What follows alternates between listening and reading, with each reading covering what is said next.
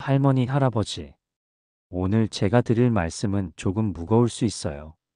하지만 꼭 끝까지 들어주셔야 합니다. 작년 겨울, 제가 아는 분이 돌아가셨어요. 김영숙 할머니, 79세셨죠? 항상 웃으시고 건강하셨던 분이에요. 고혈압도 없고 당뇨도 없었어요. 그런데 12월 어느 날, 갑자기 요즘 너무 피곤하다고 하시더니, 한 달 뒤에 세상을 떠나셨습니다. 어떻게 그렇게 됐을까요? 병원에서는 이렇게 말했어요. 극심한 우울증으로 인한 면역력 저하와 합병증. 여러분, 알고 계셨나요? 대한민국 노인 자살률 OECD 1위입니다. 그 중에서도 겨울철 12월, 2월에 가장 높아요. 보건복지부 통계에 따르면 65세 이상 어르신 중 33.1%가 우울증을 경험하고 특히 겨울철엔 그 비율이 48%까지 증가합니다. 더 충격적인 건 이겁니다. 그분들 대부분이 나는 괜찮다고 말씀하시다가 갑자기 악화된다는 거예요. 그냥 나이 들어서 그런가 보다. 겨울이라 좀 피곤한가 보다. 몸이 좀 무거운 건 당연하지. 이렇게 생각하다가 돌이킬 수 없게 됩니다. 하지만 오늘 제가 이 영상을 만든 이유는 여러분을 무섭게 하려는 게 아닙니다. 오늘 이 영상을 끝까지 보시면 겨울 우울을 이기는 과학적인 방법을 정확히 아실 수 있어요. 실제 의학 연구 결과와 제가 직접 만난 분들의 회복 사례를 모두 말씀드릴게요. 김영숙 할머니 같은 일이 다시는 일어나지 않도록 오늘 30분만 저와 함께 해주세요. 자, 그럼 먼저 가장 중요한 질문부터 시작하죠. 왜 겨울만 되면 우울해지는 걸까요? 이건 기분 탓이 아닙니다. 나이 탓도 아니에요. 과학적으로 명확한 이유가 있어요. 우리 뇌에는 식욕차상액SCN이라는 부위가 있어요. 어려운 이름이죠. 쉽게 말하면 뇌 속 시계예요. 이 시계는 햇빛을 통해서 작동합니다. 햇빛이 눈으로 들어오면 뇌는 이렇게 판단해요. 아, 지금은 낮이구나. 활동할 시간이야. 그럼 세로토닌이라는 호르몬을 만들어냅니다. 세로토닌은요, 의학계에서 행복 호르몬이라고 불러요. 하버드 의대 연구팀이 발표한 논문에 따르면 세로토닌 수치가 30% 이상 감소하면 우울증 증상이 나타난다고 해요. 그런데 겨울이 되면 어떻게 될까요? 서울 기준으로 여름엔 해가 약 14시간 떠 있어요. 하지만 겨울엔 겨우 9시간 30분입니다. 거의 5시간이나 줄어드는 거예요. 게다가 날씨도 흐리고 실내에만 계시죠? 실제 햇빛을 쬐는 시간은 하루 30분도 안 되는 경우가 대부분이에요. 질병관리청 조사에 따르면 65세 이상 노인 중 78%가 겨울철 비타민 D 결핍 상태라고 합니다. 햇빛이 부족하면 세로토닌이 40에서 50% 감소하고 대신 멜라토닌이 증가해요. 멜라토닌은 수면 호르몬이에요. 밤에 잠들게 해주는 고마운 호르몬이지만 낮에 과도하게 나오면 하루 종일 졸리고 무기력해지는 거죠. 두 번째 원인은 추위 그 자체예요. 체온이 떨어지면 단순히 몸만 추운 게 아니에요. 뇌 기능도 함께 떨어집니다. 서울대병원 정신건강의학과 연구에 따르면 체온이 1도 떨어지면 뇌의 혈류량이 약 7% 감소한다고 해요. 뇌에 혈액이 덜 가면 산소와 영양소 공급이 줄어들고 기억력, 판단력, 그리고 감정 조절 능력이 모두 떨어집니다. 요즘 깜빡깜빡한다 왜 이렇게 짜증이 나지? 집중이 안 돼. 이런 증상들 다 여기서 오는 거예요. 세 번째는 활동량 감소예요. 추우니까 밖에 안 나가시잖아요. 당연한 거예요. 누가 추운데 나가고 싶겠어요? 하지만 문제는 움직이지 않으면 근육이 줄고 혈액순환이 나빠진다는 거예요. 대한노인의학회 발표에 따르면 겨울 3개월 동안 실내에만 있으면 근육량이 평균 8에서 12% 감소한다고 해요.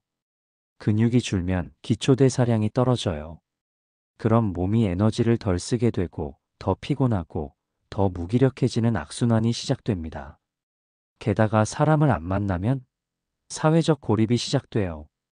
UCLA 연구팀이 발표한 논문에서 사회적 고립이 우울증 발병 위험을 2.7배 높인다고 밝혔어요. 흡연보다 비만보다 더 위험하다는 겁니다. 마지막으로 나이가 들면서 생기는 변화예요. 솔직히 말씀드릴게요. 나이가 들면 호르몬 분비 능력 자체가 떨어져요. 이건 자연스러운 현상이에요. 60대 이상이 되면 세로토닌 생산 능력이 30대의 약 60% 수준으로 떨어진다고 해요. 그래서 젊었을 땐 괜찮았던 겨울이 나이 들면 갑자기 힘들게 느껴지는 거예요. 여기까지가 과학적 원인입니다. 정리하면 1. 햇빛 부족 세로토닌 감소 2. 추위 뇌혈류 감소 3. 활동 감소 근육량 감소 사회적 고립 4. 노화 호르몬 생산 능력 저하 이 네 가지가 동시에 작용하면서 겨울 우울이 시작되는 겁니다. 의학적으로는 계절성 정서장애라고 부르고 정신의학 진단 기준인 DSM-5에도 정식 질환으로 등재되어 있어요. 단순히 기분이 안 좋다가 아니라 치료가 필요한 질병이라는 뜻입니다. 자, 이제 이론은 충분히 말씀드렸어요. 그럼 실제로 어떤 일들이 일어나는지 세 분의 이야기를 들려드릴게요. 모두 제가 직접 만나뵀던 분들이고 지금은 건강하게 지내고 계세요. 김순자 할머니는 서울 성북구에 혼자 사세요. 남편은 5년 전에 돌아가셨고 자녀들은 다 지방에 살아요. 2023년 11월까지만 해도 정말 건강하셨어요. 매일 아침 6시에 일어나서 경로당 가시고 친구분들이랑 웃고 떠들고 저녁엔 드라마 보시면서 행복하게 사셨죠? 그런데 12월 들어서면서 변화가 시작됐어요. 오늘은 좀 피곤하네. 경로당 안 가야지 날씨가 추워서 나가기 싫네. 친구한테 전화하기도 귀찮아. 처음엔 그냥 겨울이라 그러나 보다 했대요. 하지만 1월이 되니까 하루 종일 침대에만 누워 계시게 됐어요. 밥도 제대로 안 드시고 TV도 안 보고 전화도 안 받으시고 딸이 걱정돼서 찾아왔을 때 할머니 몸무게가 한 달 만에 7kg이나 빠져 있었대요. 병원에 가서 검사를 받았더니 중증 우울증 진단이 나왔어요. 의사 선생님이 이렇게 말씀하셨대요. 조금만 늦었으면 정말 위험했을 수 있습니다. 우울증이 심해지면 면역력이 급격히 떨어져서 폐렴이나 다른 합병증이 올 수 있거든요. 다행히 치료를 시작하고 제가 오늘 말씀드릴 방법들을 실천하시면서 지금은 완전히 회복하셨어요. 지난주에 제가 만났을 때도 그때 생각하면 아찔해. 내가 왜 그랬는지 모르겠어 이러시더라고요. 할머니는 운이 좋으셨어요. 딸이 빨리 알아챘거든요. 박철수 할아버지는 조금 다른 케이스예요. 평생 회사 다니시다가 정년퇴직하셨고 성격도 원래 좀 무뚝뚝하신 편이에요. 남자가 우울하긴 뭘 우울해 나는 괜찮아. 이런 스타일이셨죠. 2024년 1월쯤 할머니 부인과 이상한 걸 눈치채셨대요. 평소에 술을 안 드시던 분이 갑자기 저녁마다 소주를 드시기 시작한 거예요. 왜 갑자기 술을 마셔요? 그냥 잠이 안 와서. 여러분, 이거 굉장히 위험한 신호예요. 잠이 안 온다고 술을 마시는 건 우울증의 전형적인 증상 중 하나입니다. 술을 마시면 일시적으로 잠이 오는 것처럼 느껴지지만 실제로는 수면의 질이 엄청나게 나빠져요. 그리고 우울증은 더 악화되고 알코올 의존으로까지 이어질 수 있어요. 할아버지도 처음엔 소주 한 잔으로 시작했는데 한 달 뒤엔 하루에 2병씩 드시게 됐대요. 부인이 병원 가자고 해도 나는 아픈 거 없어 하시면서 안 가시려고 했대요. 그러다가 어느 날 할아버지가 새벽에 갑자기 현관문을 열고 나가시려는 걸할머니가 발견했어요. 어디 가세요? 그냥 나가야 할 것 같아서. 이게 뭔지 아세요? 자살 시도의 전조 증상이에요. 정신없이 병원 응급실로 모시고 갔고 다행히 정신과 전문의 상담을 받을 수 있었어요. 진단 결과 심각한 우울증과 불면증, 알코올 사용 장애. 지금은 약물 치료와 상담 치료를 병행하시면서 많이 좋아지셨어요. 할아버지가 나중에 이렇게 말씀하셨대요. 그때는 정말 세상이 전부 검게 보였어. 왜 사는지도 모르겠고 그냥 사라지고 싶었어. 여러분, 나는 괜찮다는 말 제일 위험합니다. 특히 남자 어르신들 남자가 우울하긴. 이런 생각 절대 하지 마세요. 우울증은 뇌의 병이에요. 의지의 문제가 아니에요. 마지막으로 제 친구 영희 어머니 이야기예요. 영희 어머니는 원래 정말 밝으신 분이에요. 춤도 좋아하시고 노래방도 자주 가시고. 그런데 작년 겨울부터 다리가 아프다는 말씀을 자주 하시기 시작했대요. 병원 가서 검사해도 이상이 없대요. 나이가 있으니 그럴 수 있다 정도? 그런데 신기한 게 봄이 되니까 다리가 안 아프다는 거예요. 그러다가 올해 또 12월 되니까 어휴 다리야 하신대요. 영희가 이상하다 싶어서 제게 전화를 했어요. 오빠, 우리 엄마 이상한 것 같아. 다리가 아프다는데 병원에선 이상 없대. 근데 맨날 아프다고만 하셔. 저는 바로 알았어요. 영희야, 그거 우울증일 수 있어. 여러분, 이거 아셔야 돼요. 노인 우울증은 아프다는 말로 나타나는 경우가 많아요. 젊은 사람들은 우울하다, 슬프다 이렇게 표현하지만 어르신들은 다리 아파, 허리 아파, 머리 아파 이렇게 말씀하세요. 의학 용어로는 가면 우울증이라고 해요. 우울증이 신체 증상으로 가면을 쓰고 나타나는 거죠. 서울성 모병원 정신건강의학과 연구에 따르면 65세 이상 우울증 환자의 62%가 신체 증상을 주 호소한다고 해요. 영희 어머니도 결국 정신과 진료를 받으셨고 우울증 진단을 받으셨어요. 지금은 약 드시고 햇빛도 많이 쬐시고 활동도 많이 하시면서 훨씬 좋아지셨대요. 그리고 신기하게도 다리도 안 아프시다고. 세 분의 이야기 잘 들으셨나요? 공통점이 뭔지 아시겠어요? 1. 본인은 우울증인 줄 몰랐다. 2. 그냥 나이 들어서 겨울이라서 라고 생각했다. 3. 주변 사람이 알아채지 못했으면 위험할 뻔했다. 4. 치료하니까 좋아졌다. 이게 핵심이에요. 자, 이제 가장 중요한 부분입니다. 내가 지금 위험한 상태인지 어떻게 알 수 있나요? 대한신경정신의학회에서 발표한 노인 우울증 자가진단 체크리스트를 바탕으로 쉽게 설명해 드릴게요. 손가락으로 하나씩 짚으며 다음 증상 중에서 2주 이상 지속되는 것이 있는지 체크해 보세요. 레벨 1. 초기 경고 신호 3개 이상이면 주의하셔야 합니다. 1. 의욕저하. 예전에 좋아하던 일을 안 하게 된다. TV 보기도 귀찮다. 친구 만나기 싫다. 뭐하러? 라는 말이 자주 나온다. 2. 수면 패턴 변화. 밤에 잠이 안 오거나 새벽 3, 4시에 깬다. 또는 하루 종일 자고 싶다. 3. 식욕 변화. 입맛이 없어서 잘 안 먹는다. 또는 반대로 계속 먹게 된다. 맛을 못 느낀다. 4. 피로감. 아침에 일어나기 힘들다. 조금만 움직여도 힘들다. 몸이 천근만근 무겁다. 5. 집중력 저하. 드라마 내용이 기억 안 난다. 신문 읽다가 딴 생각 난다. 대화 중에 딴 생각한다. 레벨 2. 중증 경고 신호 2개 이상이면 즉시 병원으로 가셔야 합니다. 1. 부정적 생각. 나는 쓸모없는 사람이야. 차라리 없는 게 나아. 자식들한테 집만 되네. 2. 신체 증상 집착. 병원에서 이상 없다는데 계속 아프다고 함.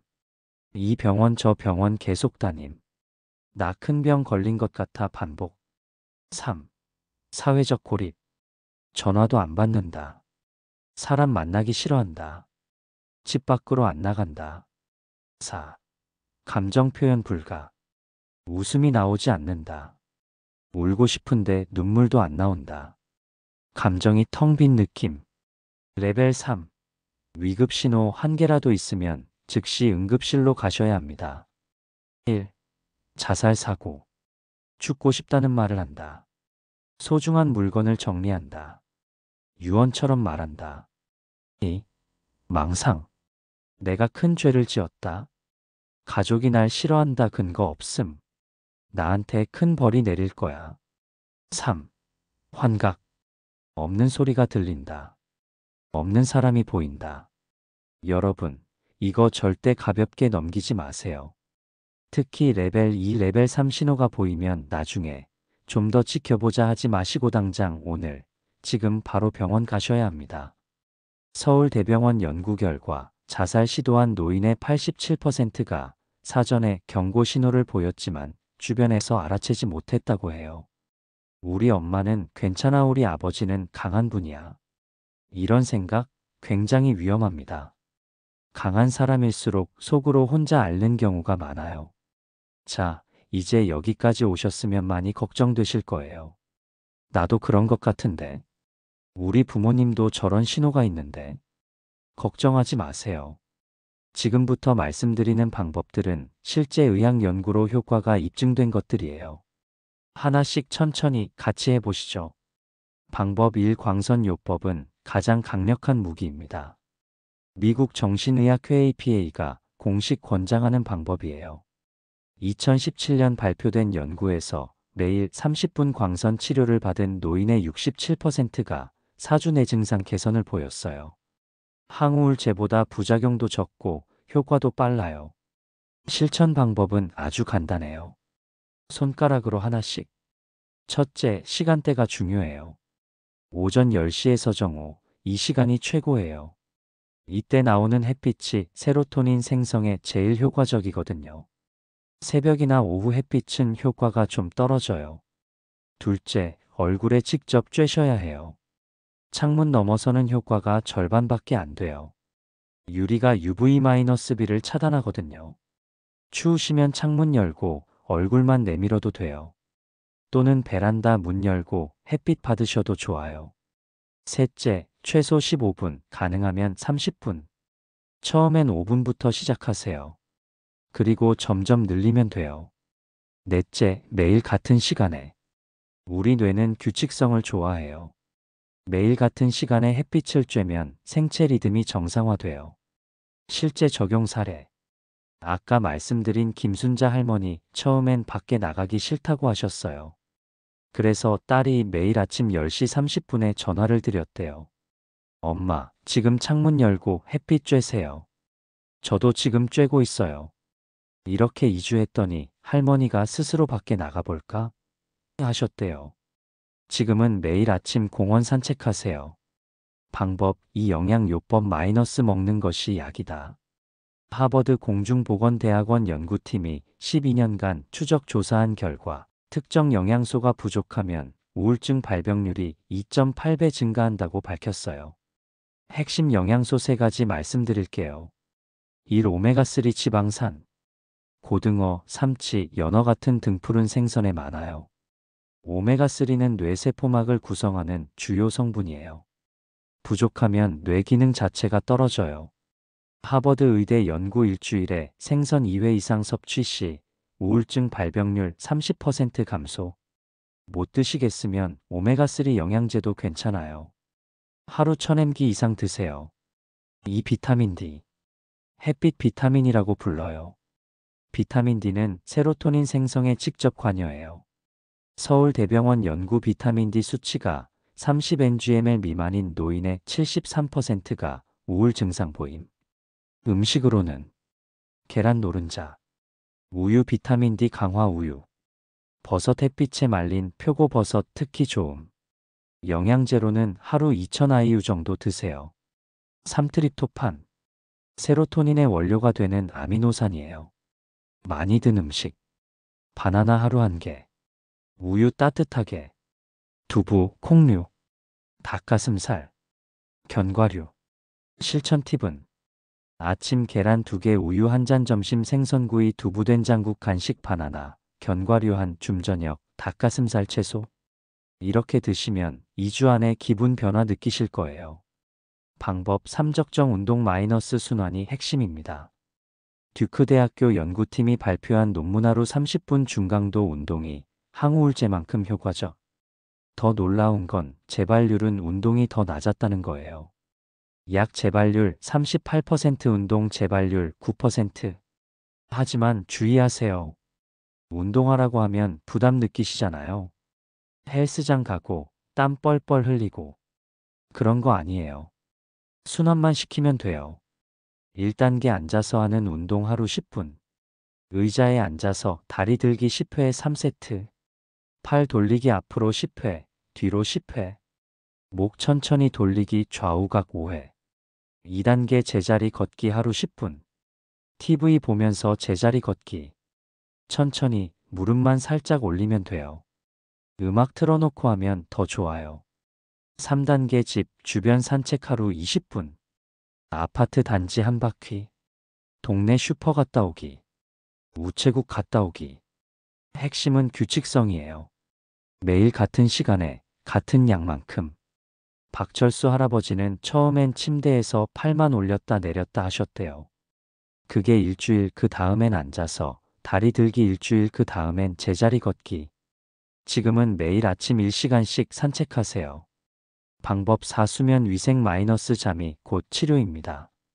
UC 버클리 연구팀 수면 부족 시 편도체 감정 조절 부위 활성도 60% 증가. 쉽게 말하면 잠을 못 자면 감정 조절이 안 된다는 거예요. 반대로 잘 자면 우울증 증상 50% 개선 가능해요. 실천 방법 1. 수면 환경 개선. 온도 18에서 20도가 최적. 너무 따뜻하면 깊은 잠 방해돼요. 이불은 두껍게, 방 온도는 서늘하게. 조명 따뜻한 노란빛. 차가운 흰색 LED는 멜라토닌 억제예요. 자기 1시간 전엔 조명 어둡게. 소음 조용하거나 백색 소음. 시계 똑딱거리는 소리도 방해돼요. 조용한 음악이나 빗소리 ASMR 좋아요. 이 수면 루틴. 매일 같은 시간에. 저녁 8시 가벼운 저녁 식사. 9시 따뜻한 물로 샤워. 9시 30분 조명 어둡게 스트레칭. 10시 취침. 이 루틴을 2주만 지키면 생체 시계가 재설정돼요. 3. 수면 방해 요소 제거. 커피 오후 2시 이후 금지. 낮잠 30분 이내, 오후 3시 이전. TV 침실에서 보지 않기. 핸드폰 침대에서 보지 않기. 특히 술로 잠 청하는 것 절대 안 돼요. 술은 잠들게는 해주지만 깊은 수면을 파괴해요. 다음날 더 피곤하고 우울해져요. 방법 5. 사회적 연결 가장 강력한 약입니다. 브리검영대학교 메타 분석. 연구 사회적 고립이 조기 사망 위험 50% 증가. 흡연 30%보다, 비만 20%보다 훨씬 높아요. 반대로 하루 15분 대화만으로도 우울 증상 40% 감소 가능해요. 실천 방법. 레벨 1 전화 통화 매일 10분. 자녀와 통화. 친구와 통화. 형제자매와 통화. 별로 할 말이 없는데 하실 수 있어요. 괜찮아요. 그냥 목소리만 들어도 효과 있어요. 오늘 뭐 드셨어요? 날씨가 춥네요. TV 뭐 봤어요? 이런 거면 충분해요. 레벨 2 되면 만남주 2, 3회. 경로당 가기. 친구랑 밥 먹기. 교회 성당절 가기. 복지관 프로그램 참여. 중요한 건 규칙적으로 만나는 거예요.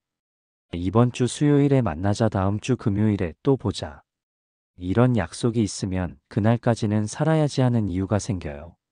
레벨 3 봉사활동 가능하면. 복지관에서 급식 봉사. 동네 청소. 아동 돌봄 도우미. 남을 돕는 행위가 자존감을 높여줘요. 나도 쓸모있는 사람이구나. 이 느낌이 우울증의 특효약이에요. 방법 6. 전문적 도움. 절대 부끄러운 게 아니다. 적절한 치료받으면 80% 이상 호전. 하지만 실제 치료받는 노인은 15%에 불과. 왜일까요? 정신과 간다고 하면 창피해, 약 먹으면 중독되는 거 아냐? 나는 미친 게 아니야. 이런 편견 때문이에요. 여러분, 들어주세요. 우울증은 뇌의 병입니다. 당뇨나 고혈압처럼 치료가 필요한 질환이에요. 정신과 약은 중독되지 않아요. 부작용 최소화되어 있어요. 끊을 수 있어요. 의사와 상담 후. 치료 옵션. 1. 약물 치료. 항우울제 세로토닌 수치 조절. 수면제 일시적으로 수면 패턴 회복. 항불안제 불안 증상 완화. 2. 상담 치료 정신치료. 인지행동 치료 CBT 부정적 생각 패턴 교정, 대인관계 치료 관계 문제 해결, 3기타 치료, 광선치료병원에서 전문기기로, 경두계 자기자극술 TMS 뇌자극으로 증상 완화. 언제 병원 가야 하나? 위에서 말한 레벨 2, 레벨 3 신호 있을 때, 혼자 힘으로 2주 이상 개선 안 될 때, 일상생활이 불가능할 때, 어떤 병원? 정신건강의학과, 노인전문병원, 보건소 무료 상담 가능. 정신건강복지센터 1577-199 방법 7 통합 루틴 마이너스 모두 합치기. 자, 이제 모든 방법을 하나로 합쳐볼게요. 황금 루틴. 오전 7시에서 12시. 7시 기상, 창문 열고 햇빛 1분. 7시 30분 아침 식사 계란 우유. 8시 10분 스트레칭. 10시에서 10시 반 햇빛 쬐기 산책 오창가. 열리은 시 친구 자녀 전화 10분. 오후 12시에서 6시. 12시 점심 생선 된장국. 2시 짧은 낮잠 20분 이내. 3시 가벼운 활동 경로당, 복지관. 5시 저녁 준비하며 라디오 듣기. 저녁 6시에서 10시. 6시 저녁 식사 따뜻한 국물. 7시 TV 5 취미 활동. 8시 따뜻한 물로 샤워. 9시 조명 어둡게, 독서 5음악. 10시 취침. 이 루틴 100% 다 하실 필요 없어요. 하나씩만이라도 지키세요. 김순자 할머니는 처음엔 아침에 햇빛만 보셨어요. 그게 2주. 그 다음엔 전화통화 추가. 그 다음엔 산책 추가. 지금은 거의 전부 하고 계세요. 자, 여기까지 치료 방법을 말씀드렸어요. 그런데 더 중요한 게 있어요. 아예 안 걸리게 하는 것, 즉 예방이에요. 겨울 오기 전에 준비할 것들을 말씀드릴게요. 1. 건강검진. 비타민 D 수치 체크. 갑상선 기능 검사. 우울증 선별 검사. 2. 겨울 계획 세우기. 매주 만날 친구 정하기. 참여할 프로그램 등록하기. 실내 활동 계획 세우기. 3. 영양제 준비. 비타민 D. 오메가3. 종합 비타민. 4. 조명 교체. 거실 밝은 조명 5000K 이상. 침실 따뜻한 조명 3000K. 타이머 설정 저녁 9시 자동 어두워지기. 5. 온도 관리. 실내 온도 20에서 22도 유지. 가습기 사용 습도 50에서 60%. 6. 활동 공간. 운동할 공간 확보. 햇빛 잘 드는 곳에 의자 배치. 여러분이 자녀분이라면 꼭 들어주세요. 매일. 전화로 목소리 톤 체크. 오늘 뭐 하셨어요? 물어보기. 매주. 최소 1회 방문 5영상 통화. 식사 같이 하기. 집 상태 체크. 매월. 병원 동행. 활동량 체크. 사회적 활동 확인. 위험 신호 발견 시. 즉시 대화. 병원 권유 강요는 하시면 안 됩니다. 함께 해결책 찾기. 할머니, 할아버지. 여기까지 긴 영상 봐주셔서 정말 감사합니다.